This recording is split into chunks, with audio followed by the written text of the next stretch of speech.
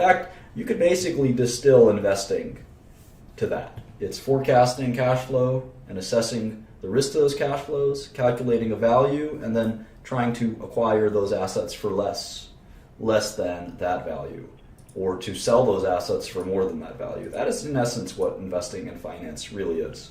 So at the end of the day, we're going to spend a lot of time, probably the next year, thinking about how to do that. Now, how much do we discount cash flows by? Well, it's certainly related to the risk to those cash flows. At the end of the day, if we can count on those cash flows as very likely to be received, we don't have to discount by very much. But as we know, there's always some amount we have to discount by. There's inflation. There's always some risk to cash flows. Even if they're the U.S. government backstopping those cash flows, there's definitely risk to all cash flows, and inflation risk and alternative rate of return risk. All of these things we briefly touched on and talked about last time, and I think that we're going to talk about them even further.